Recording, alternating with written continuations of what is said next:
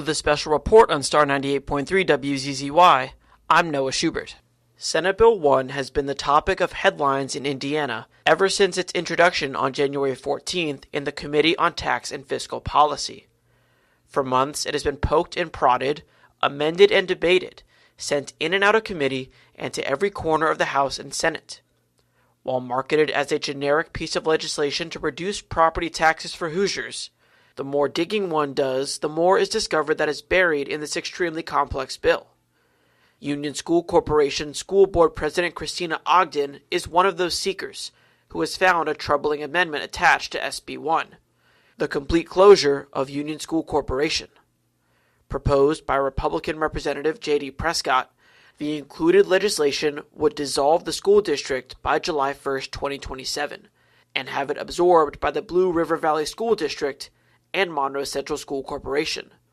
Ogden now sits at the forefront of a fight to keep her school open.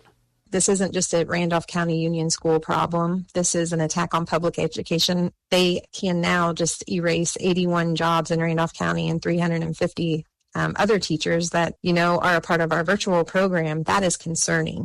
Ogden's involvement with union schools began back in 2015, when her and fellow advocate Tracy Green first ran for school board to save the district from similar attacks 10 years ago. And at the time, people thought the idea of saving us was incredibly far-fetched, and we said that we were going to have to work together with outside-the-box, strategies to be able to keep the doors open. And that's exactly what we did with the creation of INDLS and our partnership with that online virtual program. The virtual program she is referring to is the Indiana Digital Learning School, or INDLS. Established in 2017, it allows students to attend school fully virtually while maintaining synchronous teaching, and allows children statewide to pursue a home-based school environment that is tailored to their needs. Each student is assigned an advisor, their progress and attendance is actively tracked, and they take the same standardized tests as all other public school students. This program has been invaluable according to Ogden and has a proven track record of success. Many of the kids that arrive at Union School Corporation arrive there because the school that they came from was not able to facilitate their needs. The class sizes were too big. They weren't getting individualized attention. We have students and parent testimonials where they said, our kids were failing at the school, and now they're on the AB honor roll. They enjoy going to school. That is what our students stand to lose. Now, the pressure comes not just from community doubters, but elected officials. Ogden claimed in a Facebook post that she was given 3 ultimatum choices from Prescott in a meeting earlier this year: charter and cease receiving state funding, get rid of the online program or adjust the contract so it no longer received funding, or have the House close the district. A subsequent meeting with Prescott, along with State Senator Scott Alexander, revealed a harsh truth.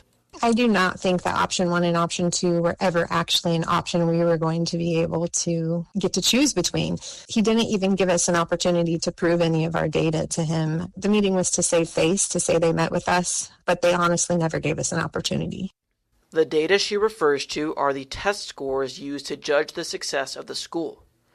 Representative Prescott, when reached out to for comment, stated that Union School Corporation had, quote, some of the lowest reading proficiency scores in the state, citing that, quote, only 42.6% of their third graders passed the Indiana Reading Evaluation and Determination, or IREAD, compared to more than 90% in neighboring districts. Ogden does not believe this tells the full story.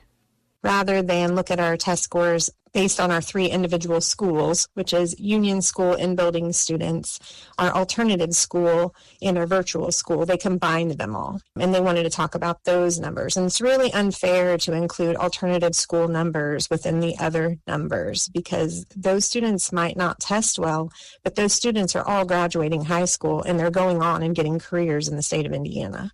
Quantitative data aside, Representative Prescott believes that Union School Corporation may not provide the best opportunity for students to succeed, sharing in the same statement that the amendment, quote, is about starting a conversation on how to better serve these students and ensure they have access to a quality education.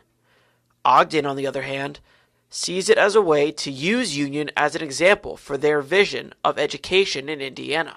If they can go ahead and do this to Union, then there's nothing saying they can't do it to the rest of the schools in Indiana, because ultimately they're looking for a model where it is a one-county school, and then they want charter and private education to fill in the rest of the buckets.